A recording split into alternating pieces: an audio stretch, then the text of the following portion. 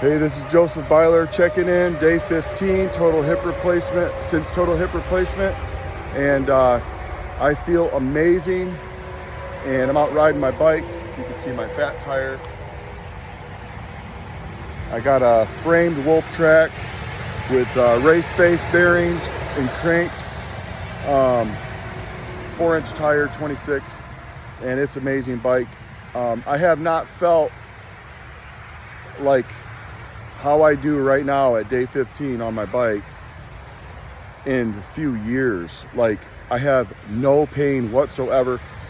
And when I was rehabbing for 6 years is where I really started having a lot of my pain, but the last 3 I was a lot more diligent because the way it was impinged was so bad. And then the last year and a half was significantly different as far as how I was rehabbing. And even riding my bike did not feel good because the way I was laterally impinged, and then with my 4 bone spurs I had, and then I had a mitochondrial cyst in there, which we didn't know about until surgery. I can't tell you how different this is. So some people are wondering, I'm only 42 years old. They're like, why'd you do a total hip replacement? Blah, blah, blah, blah, blah, blah.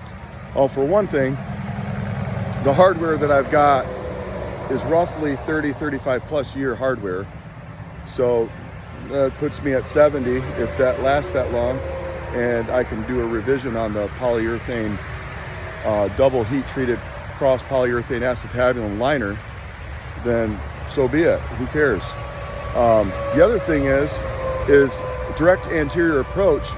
Riding your bike, you're not sitting on your glutes. So regardless if they cut the muscle or not on your posterior approach, because sometimes it's right underneath the glute where they go in, it's not a problem. Anterior is right front on the lateral side. I mean, it's great. It's absolutely wonderful. No pain still. I woke up in recovery, no pain, still no pain. And my mobility is amazing. I have a little bit of a swollen foot. The swelling went from the hip all the way down to the foot, and that should subside. It's getting better and better every day, but it doesn't hurt me and stop me from doing anything I want to do. So it's absolutely amazing how good my hip moves with riding a bike. It's unbelievable. I'm checking out all my gears on my bike, totally going through them, grunt style, easy style, doesn't matter. Bumps start hurting, nothing's hurting. I'm just protective of it, of course, because it's a major surgery, man. And but I just feel so great. And anyway, I had originally FAI, febrile acetabular impingement. And if anybody's went through that before, it's absolutely horrendous. And the other thing is, it's a good thing that I said I'm not going to do that orthoscopy. I'm not going to do the FAI surgery. It's, for one thing, it's horrible. You have a 30.1% success rate, and usually, and I don't know the statistic offhand because I'm a trainer, so I see a bunch of this stuff, but it's within 5 years, it's a high amount of people getting a total hip replacement. It just happens. When they went in, there was no labrum left, only a little bit at 9 o'clock, the 9 o'clock area, which was surprisingly where I had my stem cell injected. So like a year ago, and then the pain went away from there to the lateral side, which that's where it was rubbing bone on bone on the outside, but the whole acetabulum had been calcified. There was no labrum left at all.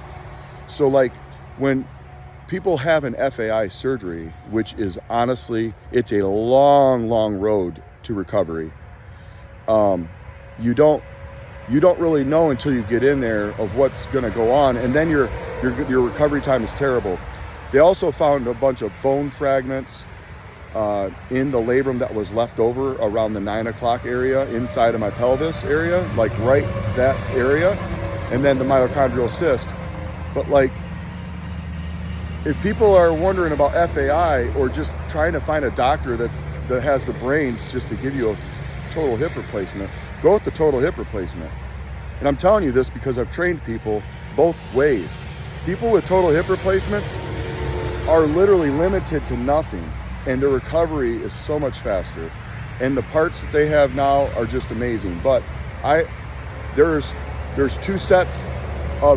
5 sets of parts that you could get that I know of that people are still using. There's only 2 sets of those that are worth anything to put in your body. The other ones just don't last. So if you have questions, feel free to call me or DM me. I mean, I'll talk on the phone. It's fine. I talk to people all the time about this stuff. But I'm just telling you, FAI surgery is terrible. Some people have success, that's fine. But they will see you're going to create more arthritis down the road because that's just what happens. I mean, take it from somebody that's had 11 procedures on their knees by age 20 and a half years old. And I'm 42 and my knees are great now, but I also have platelet-rich plasma stem cell and hyaluronic acid injections that I get, and it works wonders, and it's actually growing back the lining and also some meniscus, which the medical field will claim that's impossible. Well, my scans show that that is actually possible and it's working. So as far as my knees go, they're wonderful. And but I'm just telling you, day 15, I feel amazing. If you're on the fence about total hip replacement, get a hold of me. I'll talk to you. You got to get your body ready.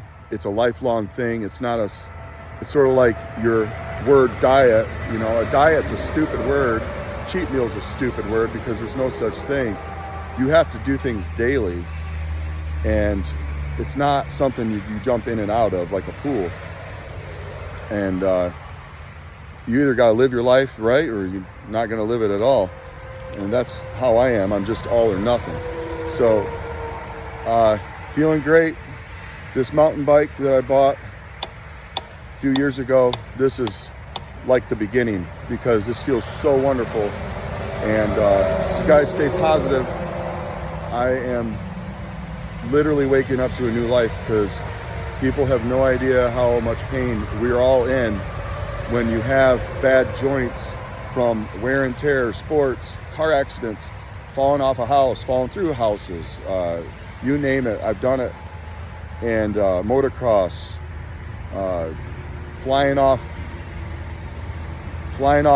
your bike or quad, hitting trees. I mean, just there's so many things that we just don't know until time starts to tell us this is throbbing and you got to do something.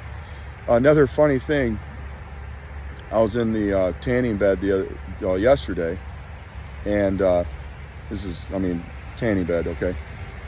But when I'm laying in there, I used to have to use my right foot to hold my left foot over, because for internal rotation. Because if my left leg went external rotation, how it is naturally, it would hurt so bad. Because while laying in bed, I had a pillow under my left side to keep it straight or internally rotated. As soon as it externally rotated, it just started screaming and throbbing, and I couldn't sleep. So I was laying in the tanning bed, and my foot just moved externally rotated, and my mind went, oh no. And it literally just moved so freely over to the left side, and it didn't hurt at all. And it just cracked me up because, I mean, you get the right doctor and you stay strong and stay fit, it's just amazing what your body can do, man. And the right approach, I keep saying it, and the right mechanisms. So hopefully this will help you guys, people are watching this, YouTube. And just get a hold of me if you need any advice. I talk to people all the time. So, all right, see you later.